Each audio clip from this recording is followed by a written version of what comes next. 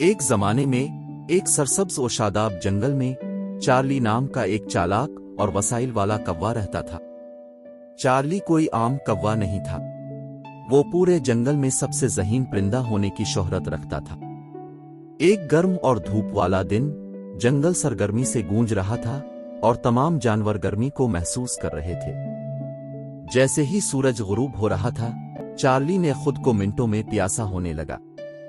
اس نے پانی کی تلاش میں جنگل کے چاروں طرف اڑان بھری لیکن اسے کچھ نہ ملا۔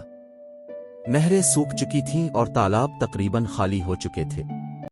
چارلی کی چونچ خشک محسوس ہوئی اور اس کا گلا سوکھا ہوا تھا۔ ہار ماننے کے لیے تیار نہیں، چارلی نے مسئلہ حل کرنے کے لیے اپنی ذہانت کا استعمال کرنے کا فیصلہ کیا۔ وہ درخت کی شاخ پر بیٹھا اور گہری سوچ میں پڑ گیا۔ اچانک اسے ایک شاندار خیال آیا۔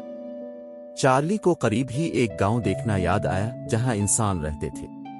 ضرور، اس نے سوچا، وہاں کچھ پانی ضرور ہوگا۔ اس کی آنکھوں میں عزم کے ساتھ چارلی آسمان سے بلند ہوا اور گاؤں پہنچ گیا۔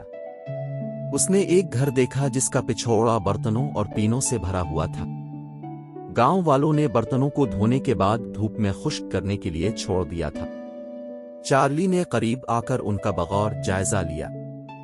اس کی خوشی کے لیے اسے ایک برتن ملا جس میں اب بھی کچھ پانی تھا، تاہم پانی کی سطح بہت کم تھی کہ وہ اپنی چونچ تک نہیں پہنچ پا رہا تھا۔ چارلی کو ایک منصوبہ بنانے کی ضرورت تھی۔ اسے یاد آیا کہ اس کے پاس کنکروں کا ایک ذخیرہ تھا جو اسے جنگل میں ملا تھا۔ چارلی نے ایک کنکر اٹھایا اور برتن میں گرا دیا۔ پانی کی سطح میں تھوڑا سا اضافہ ہوا، لیکن یہ اب بھی کافی نہیں تھا۔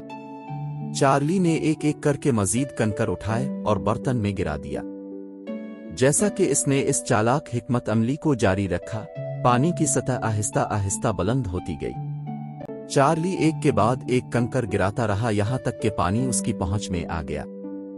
فاتحانہ کاؤ کے ساتھ اس نے ایک تازگی والا مشروب لیا۔ چارلی کی ذہانت سے حیران دیہاتی نے یہ سارا منظر دیکھا۔ وہ تفریح کے لیے شکر گزار تھے اور ہوشیار کوے کی مسئلہ حل کرنے کی مہارت سے متاثر ہوئے۔